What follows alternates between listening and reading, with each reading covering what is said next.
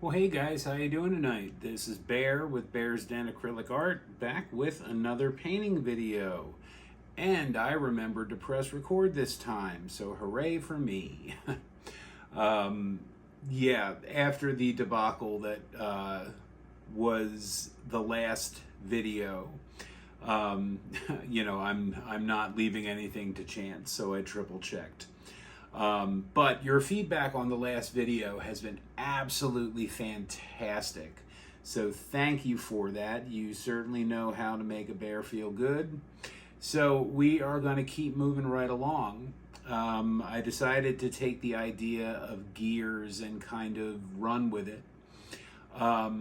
Also, I wanted to continue to play with a split base.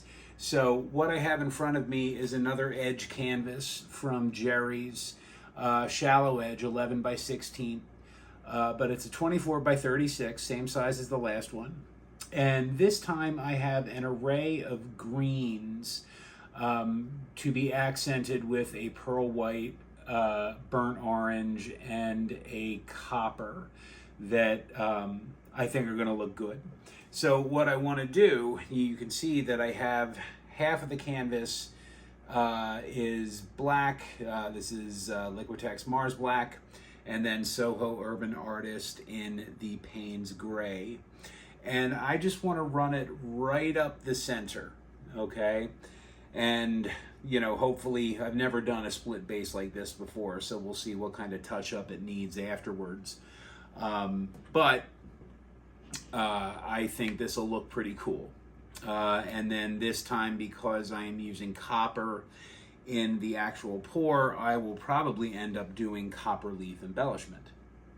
But we shall see. First things first, we just got to make sure we get something nice down on the canvas. And, unlike the last video, sorry, all of these bubbles decided to pop up. Unlike the last video, hopefully these paints will dry properly. And I'm pretty sure I've used all of them in a Dutch pour before. So fingers crossed, but time will tell. So the first color going down, this is Olive Green Deep by Amsterdam. So like I said, we are just going to put this going right up the center with a gentle kind of snake.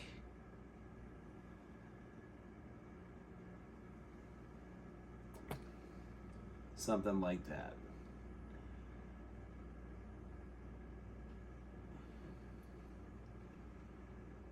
And we'll just kick this out a little bit more. Perfect. All right, next, let's start the highlighting. So this is, as soon as I clean off the crusties from the top, which I forgot to do, this is Iridescent Pearl Fine by Golden.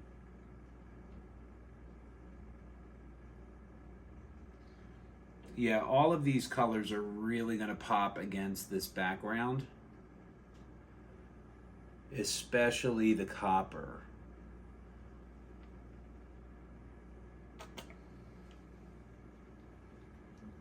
All right, next, this is Green Earth by Lucas Terre, Verte, which is just a beautiful, just solid, rich green.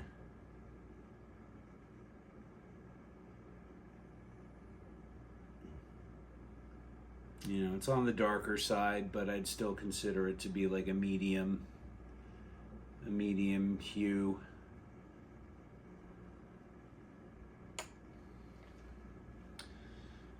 All right.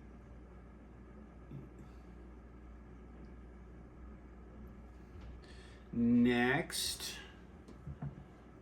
all right, a paint that has been on the endangered species list, the Golden's Quinacridone Burnt Orange.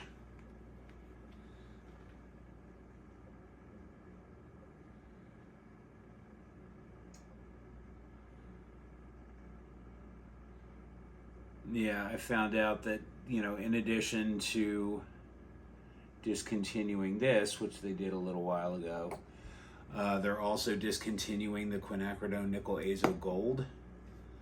That's blasphemous as far as I'm concerned. So made sure I went to Michael's and cleaned them out of what they had. Later today, or tomorrow rather, I will be going to Jerry's to see what they have. All right, Iridescent Copper Light. I love this light copper. It is just so vibrant and rich.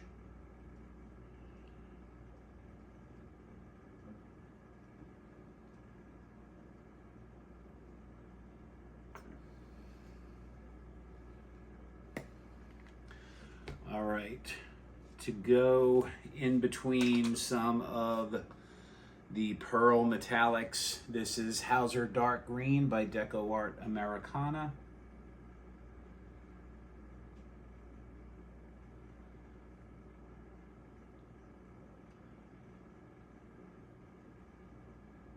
And just a few more colors after this. Because I love the way this looks when it dries, Pearl Sage Green by Arteza.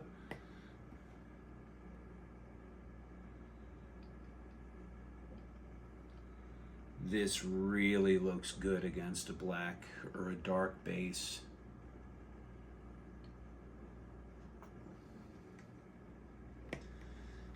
All right, now we're just about there. A color that I forgot how much I loved, Jadite by Deco Art Extreme Sheen.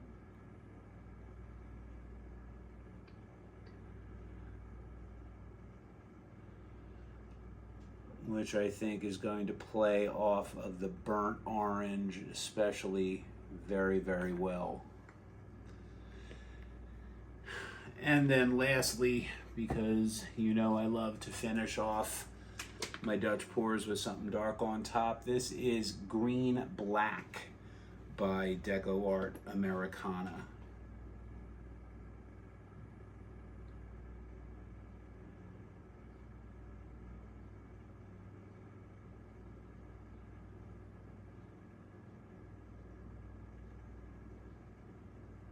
All right.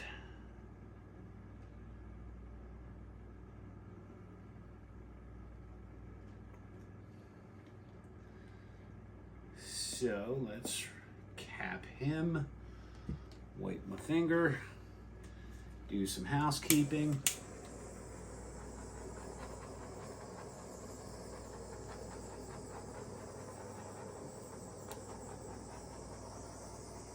All right. Now, before I even begin, there is a fleck of gold leaf. All right, so we're going to start right in the middle, this way, then that way, then we'll work our way back. All right, fingers crossed, here we go.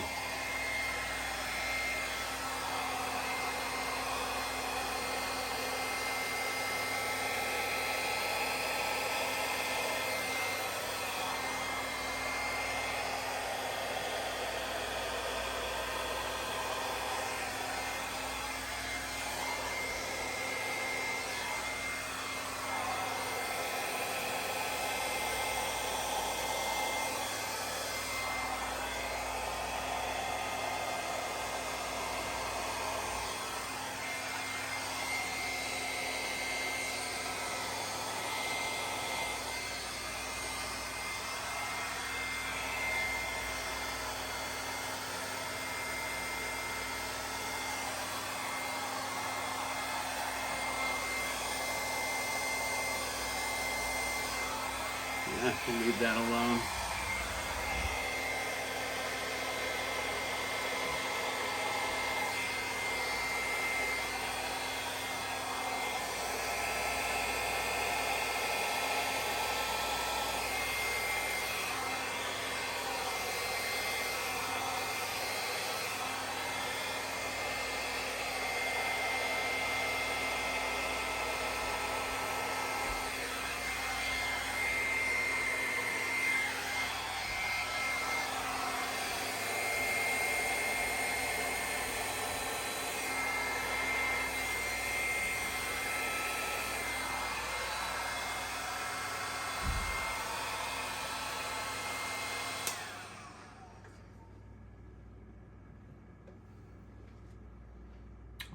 right. Wow, there is not nearly the amount of cells and lacing that I thought I was going to get. Now, this isn't the best blowout I've ever done, but it is far from the worst. I really do like these colors together. Now, obviously, there are a couple spots like in between the, the curves that I am going to need to touch up when it dries just for the sake of symmetry. But, overall, I really, really like this. So here's what I'm going to do. I am going to play with this area right here to see if I can't get some cells to pop up because I kicked up the base coat here in this lobe. And then I am going to take care of my edges. I am going to fiddle with my straw as usual, and then I will bring you in for the close-up. So I will see you down here in just a minute, my friends. Holy cow, guys. I friggin' love this. Pardon the glare as always. So, let's check this out. Just from the time it took me to get my camera off of my little tripod dealie, look at how these cells developed, okay? I didn't do a thing. I forgot just what extreme sheen colors are capable of because I haven't used them in so long. But I love the little bit of lacing, these like orange cells right through here. Oh my God, love. All right. Little bit of lacing up towards here, which is gorgeous. Okay. I really love the green black on top. I think it just looks really, really nice, especially in proximity to the burnt orange, okay? And the other thing, if I pull back, sorry, how, the white kind of spread out, but I really kind of don't mind that just because it gives the outline, it gives that definition. And once this dries, I'm probably going to take my white Posca and outline the rest. But I love this. And if this doesn't dry, I am just going to burn my apartment to the ground and start anew in Mexico. I don't know. So, fingers crossed. Let's see how this dries. And then I am going to brainstorm as far as how I want to embellish this. But all in all, I think this is pretty sweet. So let's check back in a couple days and see what it looks like. All right, my friends, thank you so much for sticking around as always for this painting tutorial. I'm always appreciative of you guys giving your time, so thank you very much. If you're new and you do like what you see, please consider hitting the subscribe and the thumbs up. That really does help me out. You can also hit the bell icon and be notified of when I upload new content. You can also please leave a comment. I love the feedback. But leave a comment and I will do my best to get back to you in a timely manner. Now, when all of this is said and done, this piece will be available for purchase, as are the rest of my pieces. You can find those on my Instagram or Facebook under Bear's Den Acrylic Art. The website will be coming back shortly. If you have any questions or interested in a commission, you can message me through those platforms, or you can email me directly at bear@bearsdenacrylicart.com. So, my friends, thank you once again. Fingers crossed that this dries the way that I want it to. So let's check that out next. Fingers crossed. All right, my friends, here are the dry results. And for the most part, it dried really, really well. One thing I did forget that with the Jadite, okay, I don't know what it is, but if you can see, I started to get some fractaling, okay, which, you know, just kind of threw off, you know, it just looks like the cells kind of overflowed, I guess, for lack of a better way of putting it. But, you know, overall, you know, it dried really well. I mean, I love the burnt orange with the light copper, okay? I love, you can see how glossy the golden paints are, all right? I did go back and, you know, I painted, let's see, where's my finger? There it is. You know, I made sure that the Payne's gray side was Payne's gray side and the black side was the black. So overall, this looks really, really good.